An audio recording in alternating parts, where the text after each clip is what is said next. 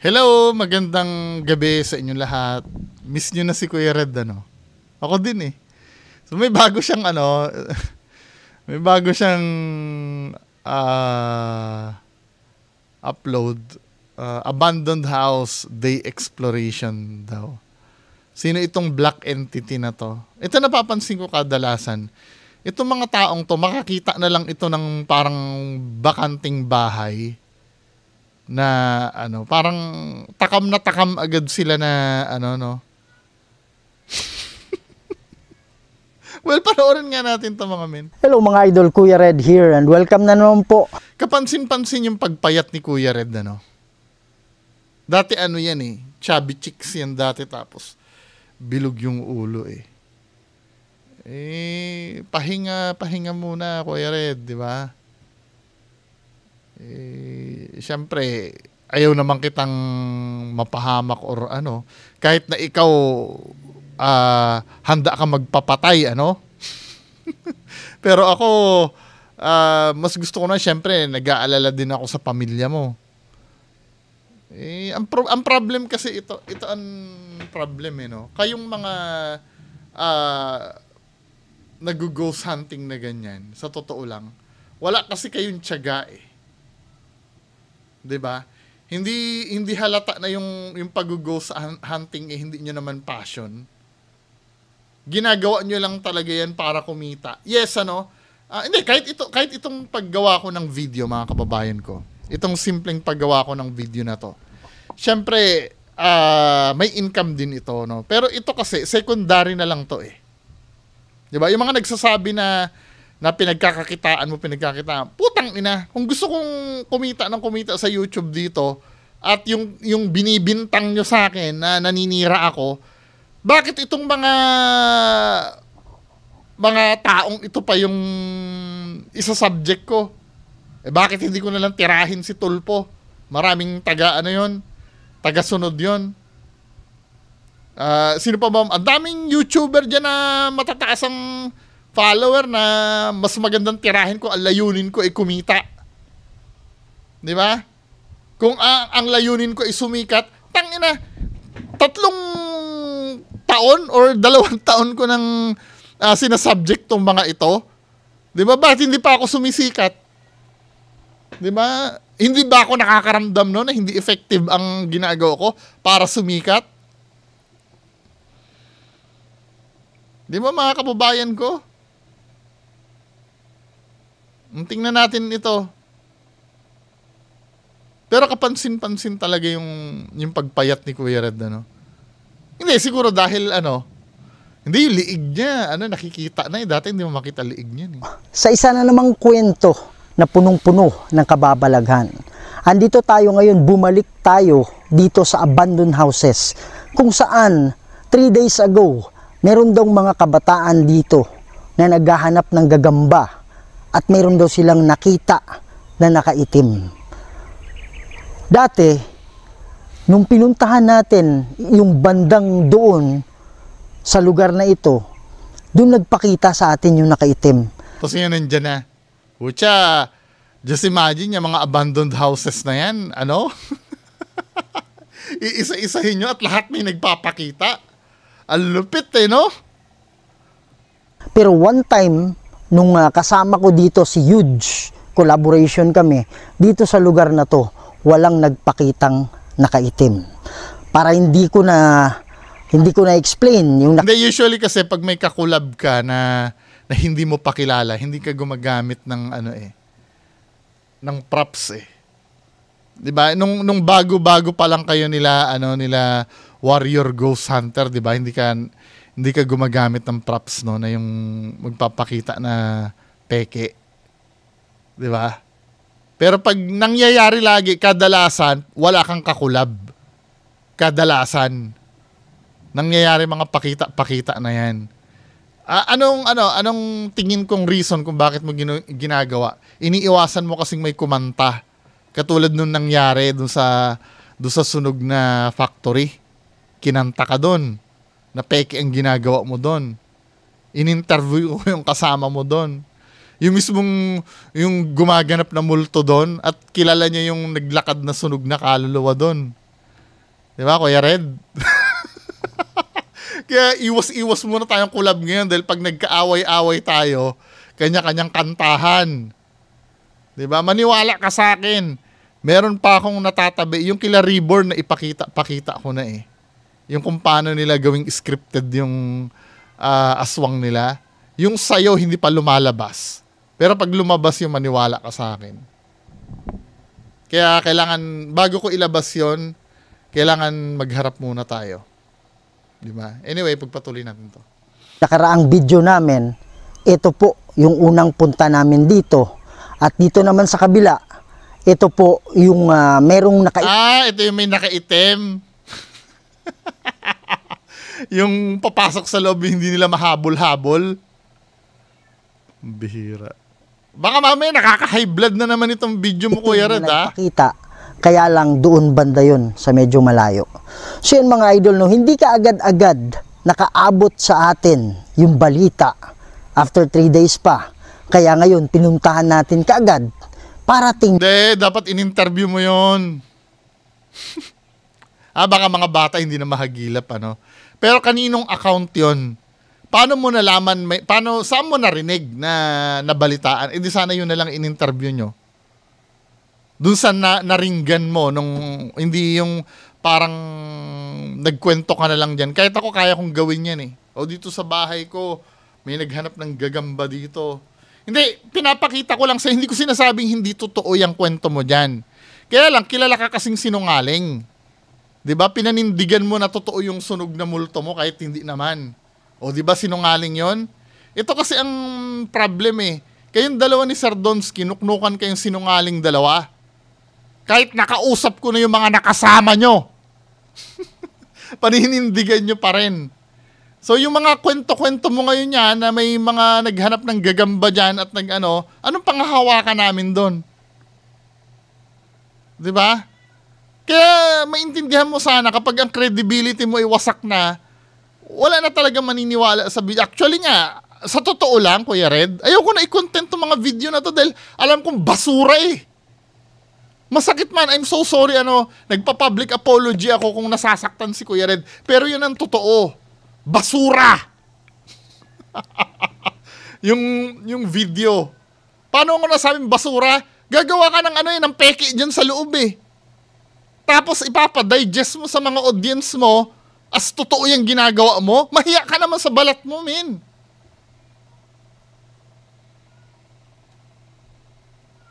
Hindi, sino magagalit sa akin? May magagalit ba dyan? Diba? Masusure nyo ba na, na hindi peke? Kung may ebidensya akong behind the scenes na video nito, na nagpaplano kayo nila Sards. Tapos sasabihin naman ng iba, hindi. Yung iba totoo. Yun na nga mahirap dun eh. Let's say yung iba totoo. Yung iba peke. Ang mahirap kasi dito, dahil hindi nila inaamin kung alin yung peke, hindi natin ma-determine tuloy kung alin dun yung totoo at peke. Kadalasan kasi peke. 'Di ba? Hindi ko na pwedeng alisin sa kanila na baka nga naman nagsiseryoso sila paminsan-minsan, pero mahirap nang i-determine kung alin dun yung seryoso sa hindi eh. Kasi ito, pinalalabas na itong taong to na 100% legitimate yung niya, pag-ghost hunt niya. Sinabi mo yan habang kinikriticize mo si Sir Ed Calawag sa pagkakaalam mo ka mo, wala kang ginagawang peke. 'Di ba? Kung sino ba talaga to nakaitim, kung ito ba yung dating nagpapakita sa atin o ito ay yung dating nagpapakita sa inyo yun, si Ma'am Aloha yun eh. Joke lang. Joke lang ang bagong kaluluwa na hindi pa natin nakausap o ito ay isang engkanto na kung sino ba talaga to nakaitim, kung ito ba yung dating nagpapakita sa atin o ito ay isang Diyos ko naman, Kuya Red. Halata naman itong mo. Halata naman to style mo. Tingnan nyo. Nireplay niya, Halata naman tela to eh. Ano ba? Dito pa nga lang sa pag-arrange mo ng video mo, Halatang planted mo na to, men eh. Tingnan mo. Ito ay isang engkanto na nagpang. Isusum niya yan. Isusum niya, ha? Tingnan mo naman ito. Ano ba? Oh. Kung sino ba talaga to, nakaitim. Kung ito ba yung dating nagpapakita sa Tela yan eh. atin, o ito. Ayan oh. Telang-tela to, men eh. Ano ba? Naniniwala ba kayong ano yan?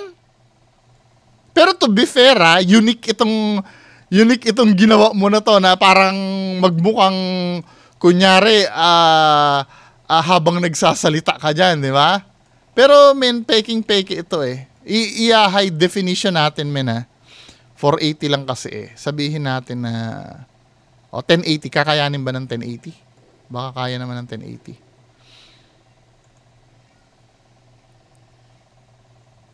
Nag-upload kasi ako sa video eh.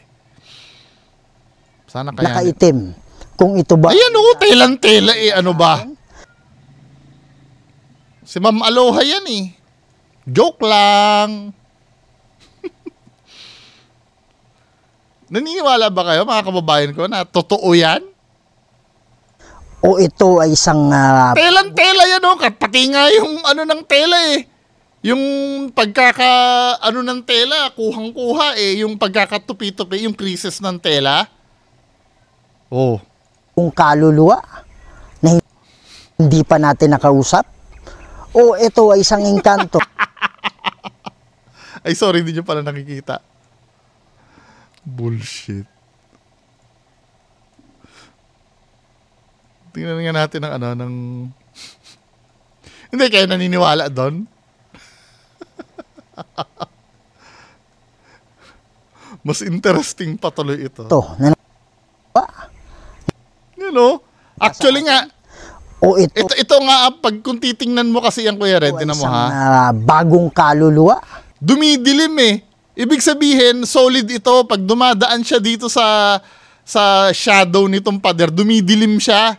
Ibig sabihin, solid yan. Na hindi pa natin nakausap. O, nagwawagay-way pa nga yung tela eh. Ano ba? Ginagago talaga tayo nito ni Kuya Red eh. Nagwa-wave-wave yung tela.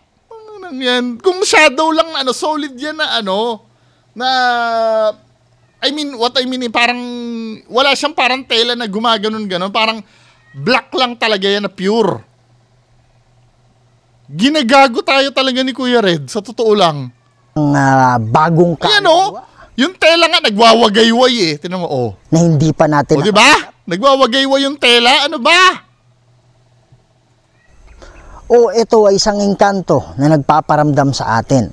So gagamit tayo ng mga instrumento ngayon para makausap natin ito. At baka ito ay nangangailangan ng tulong para siya ay makatawid sa kabila. So yan mga idol, no? Saktong patapos na, no? Nung after magpakita, bigla itatapos niya na yung intro niya. Ang bihira. Pa nakasubscribe dyan, please subscribe to the channel Kuya Red Goes Adventures. Huwag niyong kalimutan i-share. Sa totoo lang, alam mo mas maganda sanang diskarte. Dapat ang makakakita lang yan yung mga audience mo eh. Huwag mong sasabihin na meron talaga sa sobrang gusto mong mapansin ng audience mo, ikaw na mismo yung nagtuturo kung saan mo pinlanta eh. Siguro mas kapanipaniwala pa kung halimbawa mga audience may nagko-comment, "Uy, Kuya Red, may tumawid dun sa bintana, oh." 'Di ba? Tingnan nga natin, ganito ba mag-intro si Kuya Red? Wait lang doon sa mga previous video niya. Kaya yung pag-set up mo ng camera na ganyang kalayo sa'yo, kaduda-duda namin eh. Katulad nito. Tingnan ko lang yung intro nito, ibang video mo ha. Humihingi ng para gabayan. Kaya sa Tingnan ko lang yung intro.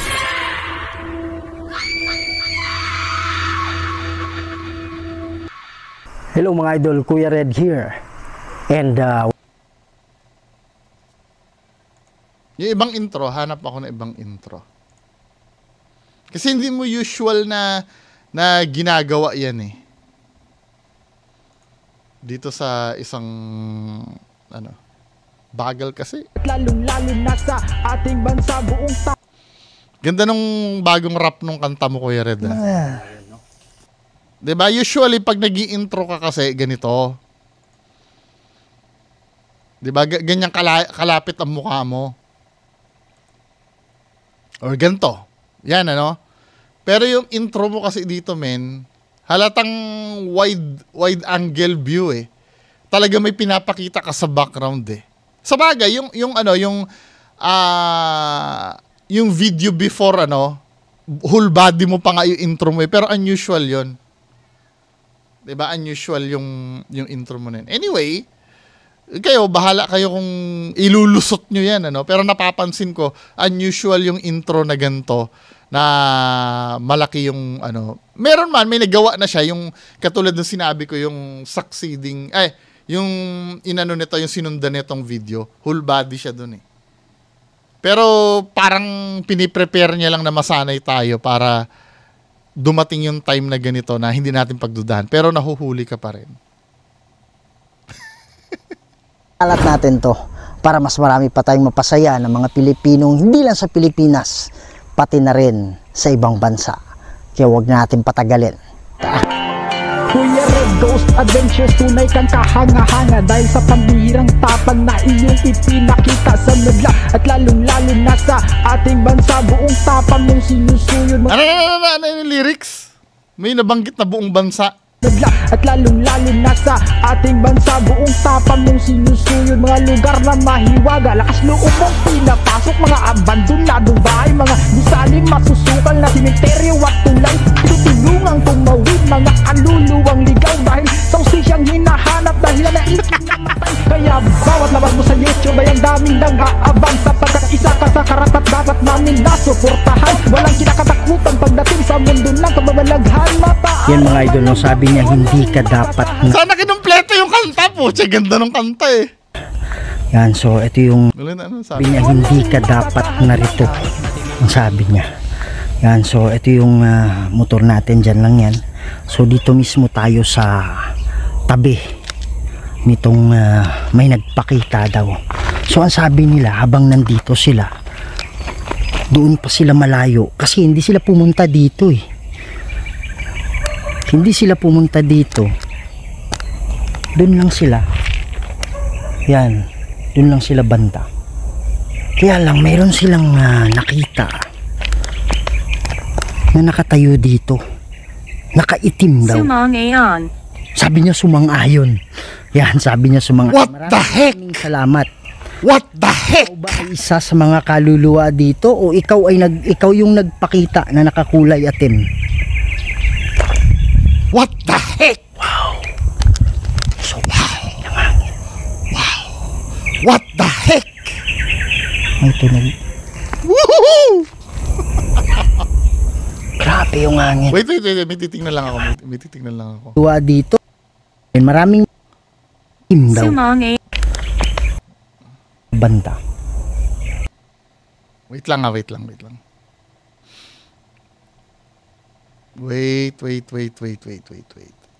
Dito sila.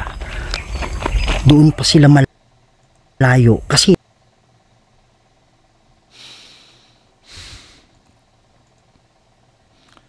yung angkasa ng motor niya nakababa.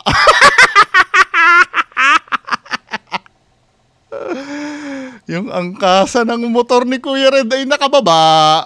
Usually ganyan pag yung mga ghost hunter na nagki-claim, dito kayo nahuhuli eh. Pero sa susunod ititiklop na nila yan, di ba? Hindi kung ako lang mismo magdadrive ng motor, natatamaan ng pa ako yan eh. Di siguro dahil malaki akong tao, Pero kayo ba, practice nyo ba na hayaan na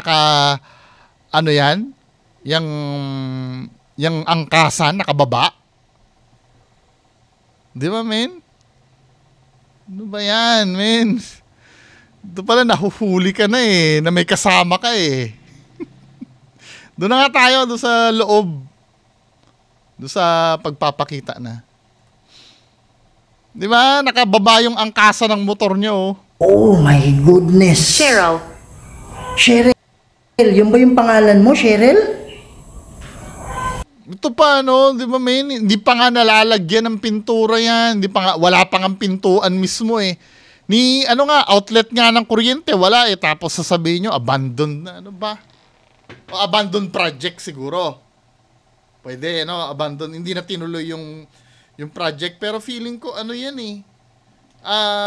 Subdivision yan na dinidevelop eh. O housing ba yan? Dapat dinidiscuss nyo yung history kasi nito, bawat video. Tsaka kung halimbawa magiging haunted na, dapat may history man lang dyan. Ano, haunted na? Hindi pa natitirhan yung bahay? Hindi, pwede, ano, kung yung lupa ay, ako na yung nag-iisip ng palusot eh. Kung yung lupa siguro may pinatay doon, di ba? Doon sa lupa, tapos tinayuan ng bahay, pwede. Pero, ano ba? O pwede, alam mo, engkanto, katulad ng sinasabi nyo, engkanto na yan ay gubat dati, na ginawang ano, di ba? Pero kung iisipin nyo, hindi pa nga natitirhan yan eh. Parang addict kayo pag may nakakita kayo ng bahay na wala nakatira. Oh my God. Ikaw ba yung nagpakita, Cheryl? Mga idol, grabe. Ano yung coincidence? Merong 1,000 words ito. Tapos,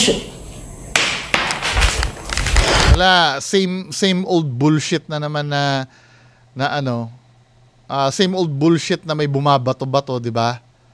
Yung sinasabi mo na coincidence na nag-ano ng Cheryl, tatamaan yun. Database ng kahit anong word dyan, may chance na lumabas dyan sa ano mo, sa GhostTube mo. yes.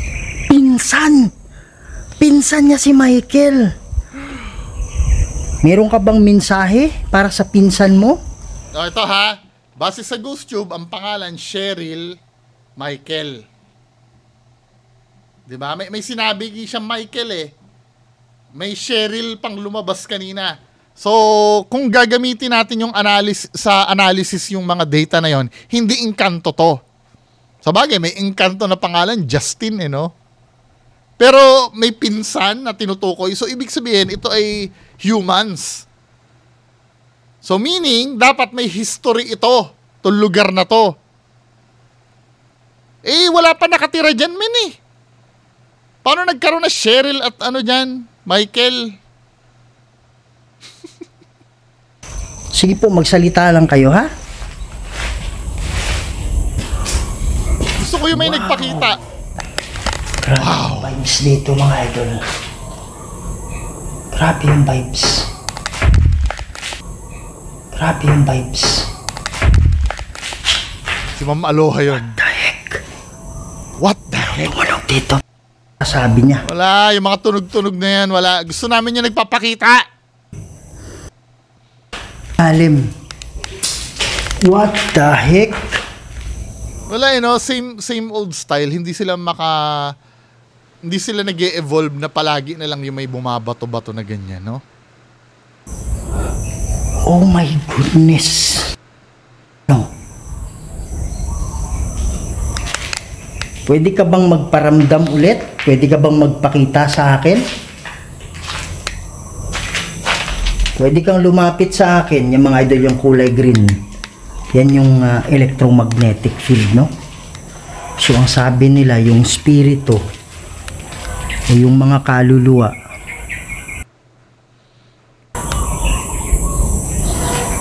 pwede ba kayo magpakita? Forward natin, gusto may magpapakita. Huwag kayong mag-alala, ha? Hindi ako nandito para gusto kong manatili. Ito. Gusto kong manatili. Gusto ko yung susungaw. Ikaw ba yung nagpakita, Cheryl? Mga idol, grabe. Ano yung coincidence? Merong 1,000 words ito. Yes, shut up!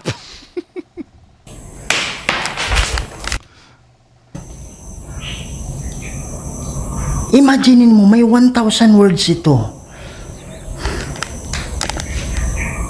Sabi ko, Kahit pa sabihin mong 1,000 words yan, may chance pa rin lumabas yon dahil nandoon yan. Magtaka ka kung wala sa database yan, Cheryl, at lumabas yan. Kanina sino si Michael? Sabi niya, pinsang ko. May mensahe ka ba? Wala kang, magtataka ko pag lumabas dyan, yung mga talagang relevance. Kasi mga generic yan lumalabas eh. Di ba? Dapat yung lalabas dyan, yung talagang direct to the point. Sabi ko. As you go along, ikaw kasi yung gumagawa ng istorya dun sa, sa word na lumalabas. At Cheryl, di ba yun siguro yung Mag-invest ka sa spirit box! Kaya lang mahirap makakuha ng totoong words doon, lalo na kung hindi naman hunted yung pinupuntahan mo. Diba? What the heck? What the heck? Badiretro satana nung komsuari mi hibana. Sont malakway libas. Gusto ko yung may magpapakita. Bebas. Sana hindi ka demonyo ha. Masasaktan ka talaga sa prayer ko. Oh my goodness, merong kumakalabog dito. Anong nangyari? Sabi niya anong nangyari. Anong ibig sabihin mong anong nangyari? Oh my goodness. May magpapakita. Gusto mo yung magpapakita. God. Ibiti sa loob. Di pa natitirhan, ang dami ng My goodness. poltergeist Babalikan activity natin sa yung loob, mamaya, no? Pero gusto ko munang i-explore yung kabila kasi hindi matatapos yan eh. Yung gusto ko yung may magpapakita. Doon lang naman daw nagpakita. But I'm sure na last time nandito kami, meron kaming nakikita pero walang nahagip sa camera. I'm not sure kung walang nahagip pa.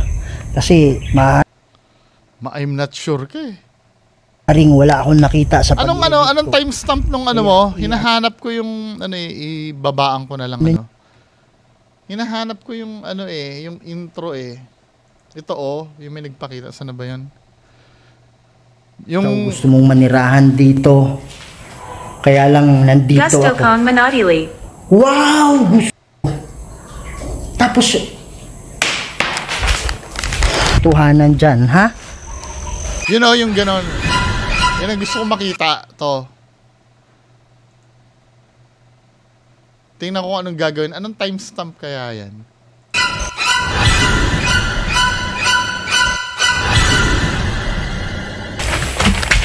Huwag kang Ano kayang timestamp yan? Gusto kong... Wait lang isusuyurin lang natin para mabilis tayo. Hindi na natin kailangan panoorin ng buong buo.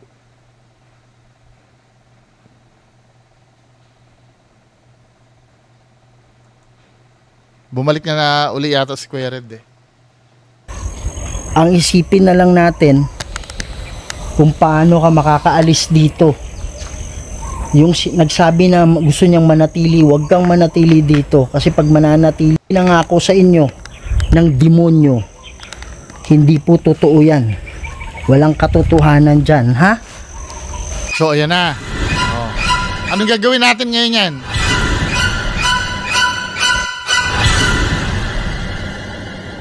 Nandito. Wow! Ayan, nakita na ni Kuya Red, ha? Anong gagawin natin, Kuya Red? Goodness. Anong gagawin natin? Ikaw ba yung nagpakita? Wala eh. Ang ginagawa ni Kuya Red, zinuzoom niya eh. May kinakrap siya dito. Just imagine, nagpakita dito, di ba? Nagpakita dyan. Tapos, i-zoom niya yan para ma-cover ito. Kasi feeling ko may nakita dyan. Zinum bigla ni Kuya Red eh. Tamo ha. Pupuntahan na ni Kuya Red. Ikaw Pansin nyo? pakita? Pansin nyo nag-zoom? Nag-zoom hindi na nakita yung EMF. Kasi nga makikita may bintana dito sa taas. May tinatago si Kuya Red dito. Siguro tumaas yung kamay. Ito hindi ko nagigets bakit tinakpan mo itong bintana, zinum mo. Halatang zinum mo dahil itong EMF reader mo nawala, tina mo. Oh my goodness. May nakita siguro dito sa taas. Ikaw ba yung Di ba? Kinrap ni Kuya Red eh. O ngayon anong gagawin Pakita? natin dyan?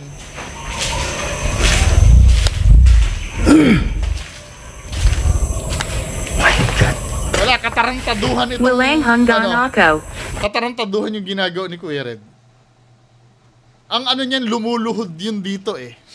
Tama ha? Dahil nandyan yan, di magzo-zoom yan, di ba? By that time, nakababa na ito. Nakaluhod na yan dyan. Yung entity na yan.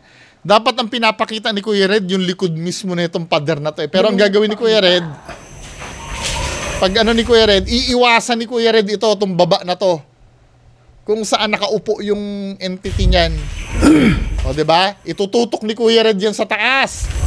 Mataas ang camera ni Kuya Red. Itaas mo pa para hindi makita yung nasa baba. Dahil pagkalingon ni Kuya Red na ganyan, nakalampas na, nakalabas na sa loob. Diba? Katarantaduhan! Supposed to be ipapakita mo, ito, yung likod na itong pader na to. Yung likod dapat ng pader, Kuya Red, ano bang ginagawa mo?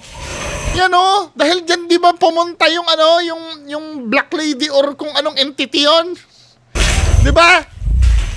Pagdating mo dyan, itataas mo ng bahagya yung camera mo, tapos saka mo iharap para yung nakaupo dito makakalabas. Oh. Itaas ang camera! Para hindi mahagip yung ilalim na naggumagapang yung bihira. Dito pa nga lang, dudang-duda na ako sa'yo na may tinago ka dito eh. Siguro umangat yung kamay nito dito sa taas. Umangat yung kamay. Ang ginawa niya kasi dito, bigla niya kinrap.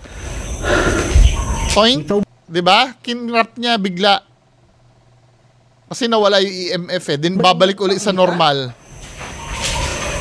O, bumalik uli sa normal. Diba? Nangyayari ang mga trickery na yan pag may nagpapakita na sa'yo na entity. Tama na yan! Ginagago talaga tayo eh. Ginagago talaga tayo ni Kuya Red eh. Anyway, yan lang po muna. Maraming salamat. Bye-bye. May boses na nagtatas, Bongo TV. Tagapagtanggol, di napapagod sa laban. Sa bawat kasinungalingan, siya'y nagpapalag. Katotohanan ng kanyang hudyat. Walang takot, walang takas.